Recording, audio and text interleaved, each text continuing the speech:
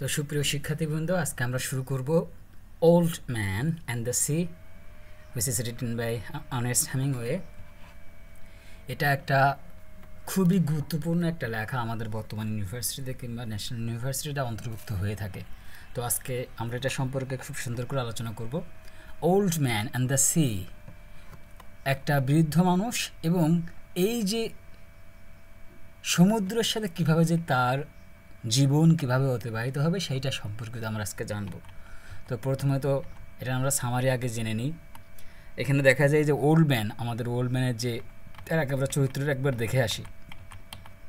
চরিত্রের প্রথমে আছে আমাদের সান্তিয়াগো, প্রথম চরিত্র।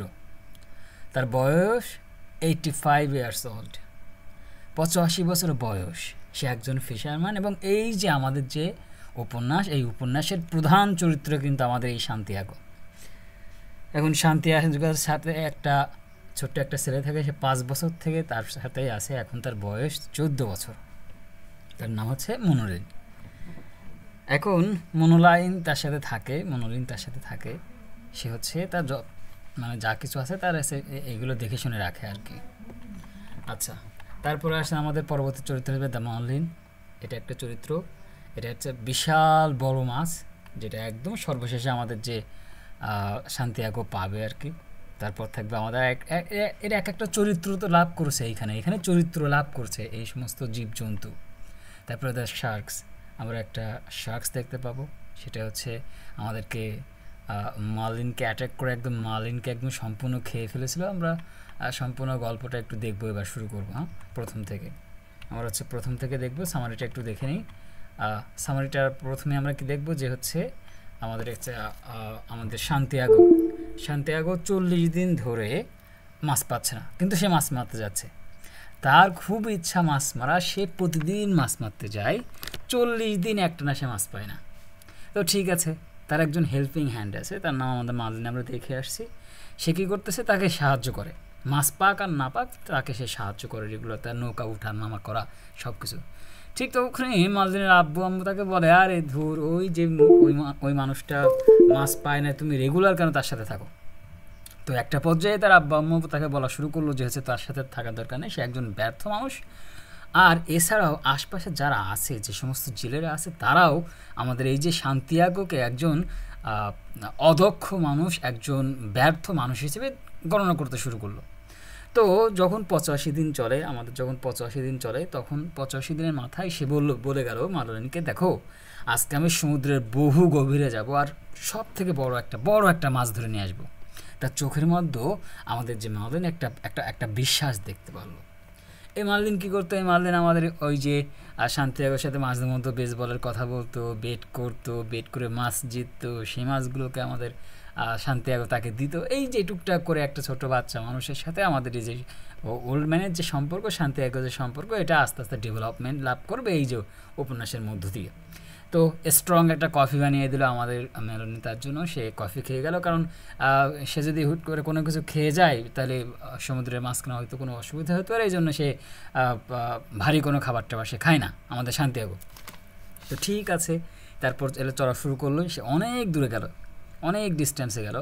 তার যে ছোট্ট নৌকা, সেই ছোট্ট নৌকা নিয়ে সে সেখানে গেল। তার পিতামাতা এখান থেকে, তো প্রথমে তো বললামই যে আমাদের মেলোলাইন তাকে হেল্প করলো, আর তার পিতামাতা তাকে বরংবারই নিষেধ করে যে যাওয়ার দরকার নেই। তারপর আমাদের যখন সূর্যের আলো অনেক সুন্দর জ্বলতেছে, চারিদিকে ঝলমল সূর্যের আলো, আমাদের সান্তিয়াগো বেরিয়ে পড়েছে তার নৌকা নিয়ে। তো কিছু দূর যে মোটামুটি একটু মধ্যবর্তী অনেক দূরে যে সে 4টা জায়গায় তার যে আমাদের বাংলা ভাষায় যে বলি চারি দেওয়া কিংবা ছিপ ফেলানো, সেই ছিপ ফেলে সে বসে থাকলো। সে অনেক সময় দেখলো আশপাশ দিয়ে ডলফিন যাচ্ছে, বিভিন্ন ধরনের টুনা ফিশ, ছোটো ছোটো মাছ যাচ্ছে, সেগুলো সে ধরতেছে, টুকটাক মাছ পাচ্ছে, 2-1টা মাছ পাচ্ছে।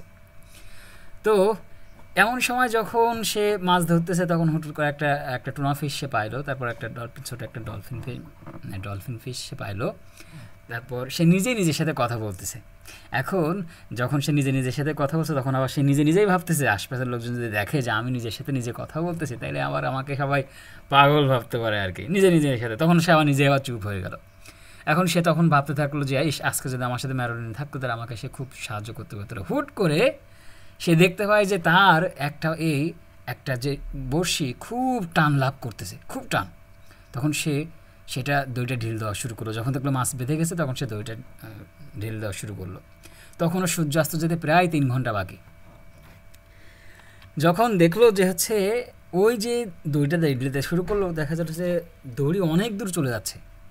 বিষয়টা তখন বুঝতে পারছে না যে আসলে মাছটা এত শক্তি সম্পন্ন, মাছটা কত বড় সে তখন দেখতে পাচ্ছে না। 3 ঘন্টা তখন সে তার দড়ি, সেই দড়িটাকে খেয়ে একদম সূর্য অস্ত পর্যন্ত দড়ি ঢেলতে থাকলো, আস্তে আস্তে দড়ি ঢেলতে লাগলো।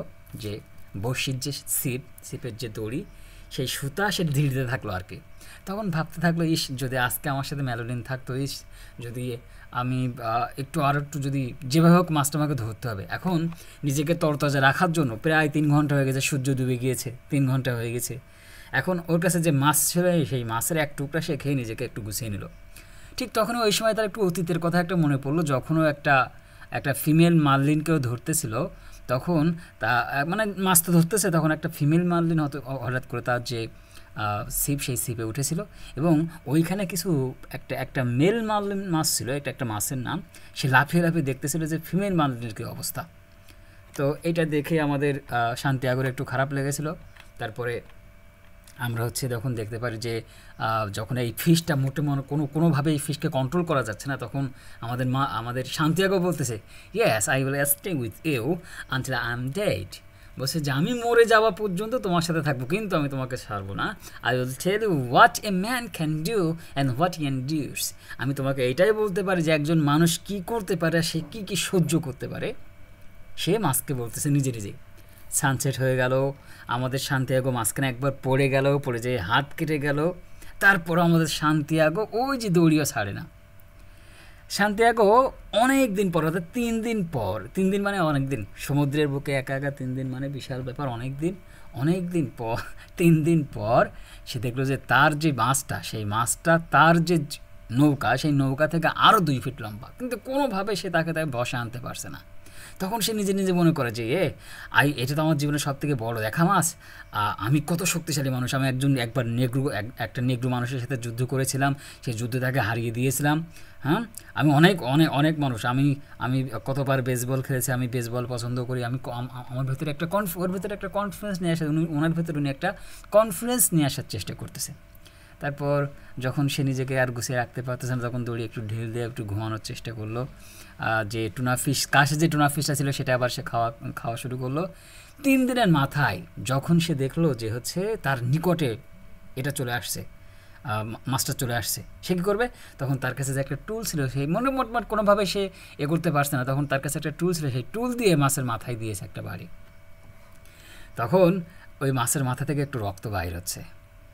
আর তখন ঠিকই আমাদের শান্তিয়াগো এই কথা বলে যে man can be destroyed but not defeated. আমি মানুষটা, আমি ধ্বংস হয়ে যাব, আমি মরে যাব, কিন্তু আমি তোমার কাছে হারবো না, শার্কের কাছে বলে।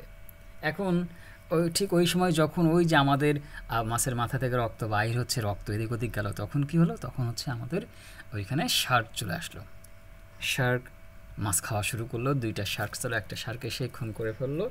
পরবর্তীতে আরও অনেকগুলো শার্ক আসলো। এইভাবে খেতে খেতে একদম সর্বশেষে যে বাঁশের যে কঙ্কালটুকু আছে, 18 ফিটের কঙ্কাল, সেই কঙ্কালটুকু টেনে নিয়ে আমাদের শান্তিয়াগো বাসায় ফিরে চলে আসলো। ব্যাড লাকের কথা বলা আছে। এরপরে ঠিক তখনই আমাদের যে মার্লিনকে বললো যে আমি একজন ব্যাড লাক মানুষ। তখন আমাদের মার্লিন বললো যে to hell with luck, I will bring the luck with me. তুমি যা হয় হোক, আমাদের ভাগ্য যেখানে থাকো না কেন, আমি আমার ভাগ্যকে আমার সাথে খুঁজে নিয়ে চলে আসবো। আমাদের মার্লিন তখন বলে যে আমি তোমার শিষ্য হিসেবেই থাকবো, আমি তোমার ছাত্র হিসেবেই থাকবো। তো আমাদের গল্প কিন্তু এখানে আমরা চরিত্র প্রথমে দেখলাম। সবথেকে গুরুত্বপূর্ণ যে চরিত্র প্রথমে সামারি বলেছি, চরিত্রের মধ্যে শান্তিয়াগো, তার 85 বছর বয়স। এছাড়া আমাদের মার্লিন ছিল, তার বয়স সে প্রায় 14 বছর ধরে তার সাথে আছে। এরপর আমাদের মার্লিন দেখেছে 18 ফিট লম্বা একটা মাছ শার্ক দেখেছি আমরা। তারপরে যেটা এখন আমরা বলি, মূল কথা ভেতরে ঢুকি, যে এটা একটা ফুল টাইটেল হচ্ছে the old Man and the three. এটার ফুল টাইটেল, এটা একটা নোভেলিস্ট আন্ডারস্ট্যান্ডিং লিখছেন। এটা এটা আমেরিকান নোভেল, এটা লেখা হয়েছিল 1950 সাল থেকে 1951 সাল পর্যন্ত, এটা পাবলিশ করা হয়েছিল 1952 সালে। লেখাগুলো এখান থেকে সুন্দর করে লিখে নিলে একটা মোটামুটি এখান থেকে এমসিকিউ আপনি চাকরির ক্ষেত্রে কিংবা আপনার এই ক্ষেত্রে যতগুলো এমসিকিউ আছে কিংবা ভাইবার ক্ষেত্রে প্রশ্ন আপনার প্রচুর উপকার হবে এই ক্ষেত্রে আর কি।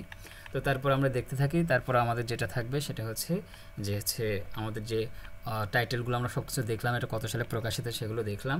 তারপর হচ্ছে old Man and the C, এটা হচ্ছে আমাদের আর্নেস্ট হেমিংওয়ের লেখা।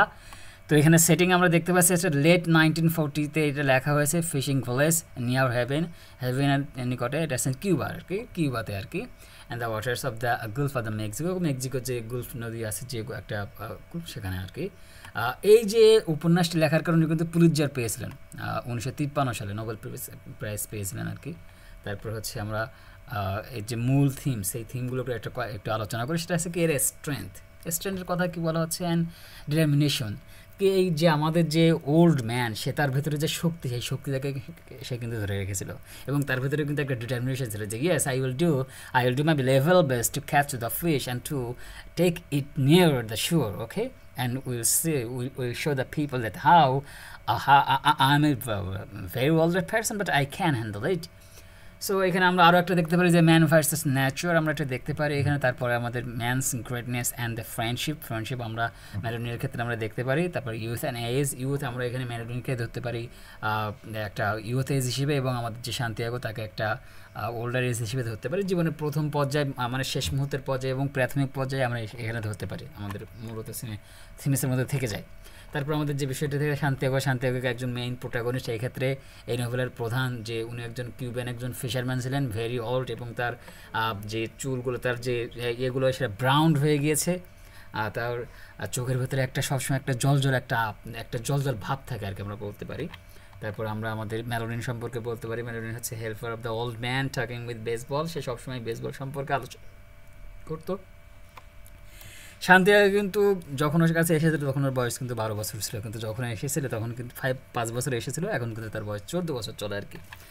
তো আমরা সিম্বলসগুলো দেখি। এখানে শান্তিয়াগো কিসের সিম্বল করতেছে, ডিটারমিনেশন অ্যান্ড ওল্ড এজ, এটা খুবই গুরুত্বপূর্ণ। You have to memorize that and you have to inform about this information whatever I am giving here Santiago determination and old age, এটা হচ্ছে আপনার শান্তিয়াগোকে যে সিম্বল করা হয় সেটা হচ্ছে ডিটারমিনেশন। আমরা দেখেছি সে কীভাবে দৃঢ় প্রতিজ্ঞ করতেছিল, কীভাবে সে তার যে ওল্ড এজকে এখানে উপস্থিত করেছে। তারপর আমরা মেলোনিকে পাই একজন শক্তি, স্ট্রেংথ হিসেবে পাই, ইয়ং এজ হিসেবে পাই। অ্যান্ড আমাদের প্রতিবার আমরা দেখেছি যে আমাদের শান্তিয়াগো বলছে yes I wish the boy, I wish the Meloni with me today, যদি এই কথাগুলো কিন্তু সে বলতেছিল। এখানে কিন্তু আমরা দেখতে পাচ্ছি শান্তিয়াগো সবসময় তার ভেতরে যে একটা নতুন যে যুবকতা, সে যুবকতা ফিরে পেতে চাচ্ছিল ওই সময়। হ্যাঁ, সিকে অনেক সময় হিউম্যানের সাথে তুলনা করা হয়েছে, ফোর্সেস অফ নেচারের সাথে তুলনা করা হয়েছে, আর লায়ন্সকে মাঝে মধ্যে আমাদের উনি স্বপ্নে দেখতো, আর ওই যে লায়ন্সকে এখানে সিম্বলাইজ করা হয়েছে স্ট্রেংথ এবং পাওয়ার হিসেবে। ডিমাগিও যে বেসবলের যে চ্যাম্পিয়ন সমান ভিক্টোরি ধরা হয়েছে, যে যদি আমি তার মতন ভিক্টোরি আজকে যদি এই মাছটাকে আমি ধরে নিয়ে যেতে পারতাম, এই জন্য আর কি।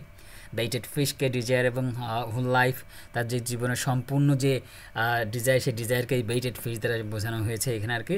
এই যে শার্কসের প্রবলেমসের কথা বলেছেন অ্যান্ড ডিমোটিভেটেড, আমরা দেখেছি যে আমাদের প্রতিবারবার ও যখনই মাছটা নিয়ে আসতে যাকে তখন কিন্তু ডিমোটিভেট করছে আমাদের শার্কস। এটা হচ্ছে সমস্যা, বাস্তবিক জীবনে প্রতিটা মানুষের জীবনে সমস্যা থাকতে পারে, এইটাকে এখানে নির্দেশ করছে। তো এখানে আজকে আমাদের শেষ হলো। ধন্যবাদ সকলকে। আপনারা আমার চ্যানেলটিকে সাবস্ক্রাইব করবেন এবং আশেপাশে যারা আছে, বন্ধুরা যারা আছে, তাদেরকে আমাকে সাহায্য করার জন্য সকলকে অনুরোধ করবেন। ধন্যবাদ সকলকে। আসসালামু আলাইকুম।